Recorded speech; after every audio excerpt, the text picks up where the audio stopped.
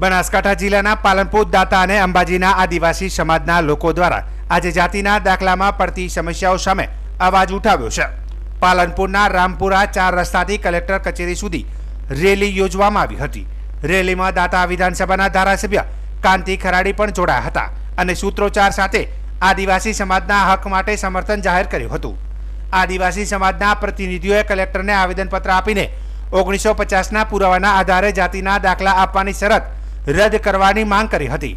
તેમનો દાવો છે કે આ પુરાવા મેળવવા માટે આદિવાસી સમાજ પાસે યોગ્ય દસ્તાવેજો ઉપલબ્ધ નથી, જેને કારણે સમાજના અનેક યુવાનો નોકરી મેળવ્યા પછી પણ જોડાઈ શકતા નથી।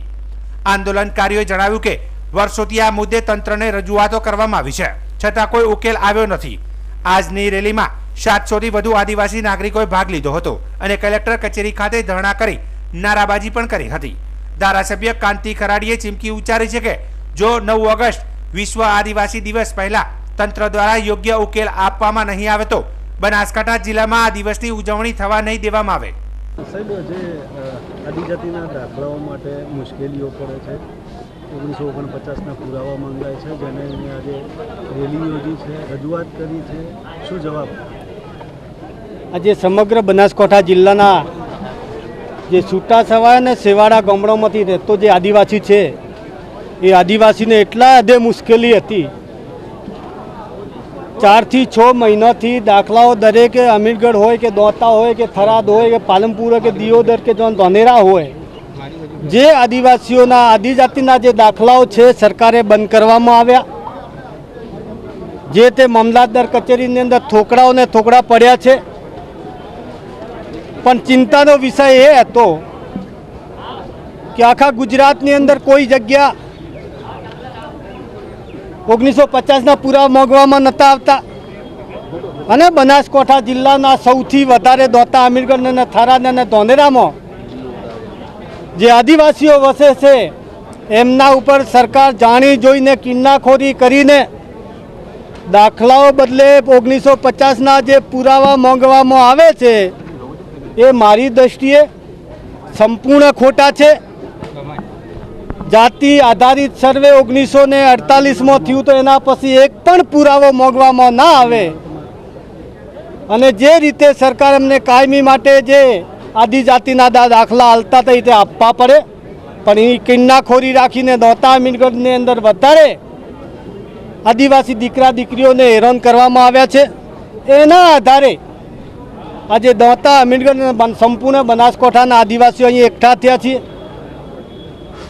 સરકાર જો આજની તારીખમાં અમે આશાની અપેક્ષા તો એ રાખીએ છીએ કે અમને આજની તારીખમાં સરકાર અમારા દાખલા ચાલુ રાખે, 1950ના પુરાવા ના મોગે અને જે આદિવાસીઓને 2 વર્ષથી નોકરી લાગી છે અને એમને હાજર નથી કરતા એમને વહેલી તકે એક તો હાજર કરે।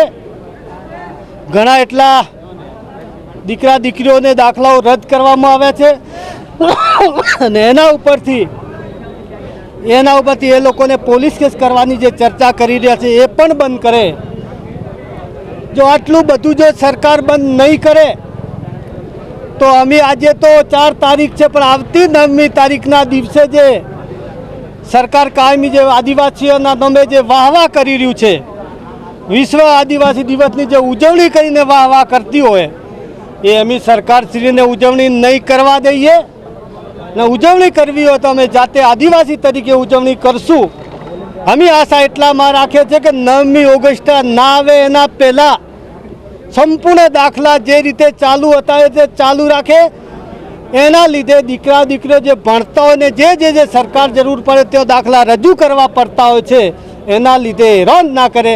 એટલામાં આજે કલેક્ટરશ્રીને આવેદનપત્ર આપીને સરકારને વિનંતી કરી છે, આમાં વહેલામાં વહેલી તકે છૂટછાટ કરાવે એવી વિનંતી કરીને આજે આવ્યા છીએ। મારું નામ ધ્રાંગી સતીશ કુમાર થાવરાભાઈ છે અને હું ગ્રામ સેવકની અંદર પાસ થયેલો છું અને મારે જે જાતિની ખરાઈ માટે જે વિશ્લેષણ સમિતિને પુરાવા બધા જ આપેલા છે ને તેમ છતાં 1950 પહેલાંના પુરાવા લાવો, તમે અહીંના રહેવાસી નથી, એ રીતના ખોટી રીતે હેરાનગતિ કરે છે, વારંવાર હેરાનગતિ કરે છે। અમારે તો ભાડું લગભગ 40-50 હજાર જેટલું તો ભાડું જ થઈ જાય। અમે 100 ઓટા મારી થાક્યા પણ હજી કોઈ એનું નિરાકરણ આવતું નથી। ઓલરેડી હવે છેલ્લે એવું કીધું છે કે તમારો દાખલો જ તમે ખોટી રીતે કઢાયેલો છે, તમારી જાતિ આ સરકારની યાદીમાં છે જ નથી અને તમે હવે ખોટી રીતે આ દાખલો કઢાય એની સજા પણ થશે. તો સરકારને એવું કહેવા માગ્યા છે કે અમે આટલા વર્ષોથી વસીએ છીએ, તમારી ઓખો ફાટી ગઈ, તમે કયો હતા? તમે દેખાતું નથી કે આટલા વર્ષથી આ સમાજ વસી રહ્યો છે, તો સર્વે નહીં કરાવી શકતા તમે? ખોટી રીતે હેરાનગતિ કરો, 50 પહેલાં પુરાવા લાવો, આમ છે તેમ છે. તો ભારત સરકારને રિક્વેસ્ટ છે કે આવા બધા પુરાવા મત મગાવો, જે હોય એટલું મગાવો, એ ચલાવી રાખો. જોવા જઈએ તો આ સરકાર એ આદિવાસી સમાજના લોકોને હેરાન પરેશાન કરવામાં કોઈ જ કચાશ મૂકતા નથી, એમ કહીએ તો પણ ખોટું નથી. તમે જોવા જાઓ તો છેલ્લા કેટલાય વર્ષોથી વન અધિનિયમ એક્ટ મુજબ અમને જે જંગલ જમીન મળવાપાત્ર છે એ જમીન મેળવવા માટે પણ હજુ સુધી આદિવાસી સમાજના લોકો આંદોલનો કરે છે અને લડે છે. વચમાં તમે જોયું હશે કે મેનેજમેન્ટ કોટામાં જે પોસ્ટ મેટ્રિક શિષ્યવૃત્તિ મળતી હતી એ પોસ્ટ શિષ્યવૃત્તિ બંધ કરી અને સરકારે આદિવાસી સમાજના વિદ્યાર્થીઓ સાથે ઘોર અન્યાય કર્યો. ત્યારે સમગ્ર સમાજ રસ્તા પર ઉતર્યો, રેલીઓ કરી, ધરણાઓ કરી. ત્યારે સરકારે ફરી અમારા સમર્થનમાં નિર્ણય લીધો કે ભાઈ તમને પોસ્ટ મેટ્રિક શિષ્યવૃત્તિ આપવામાં આવશે. એ જ રીતે આ જે 1950ના જે પુરાવા છે, આ 1950ના પુરાવા નામે માત્ર ને માત્ર આદિવાસી સમાજના લોકોને હેરાન કરવાનું એક કાવતરું છે.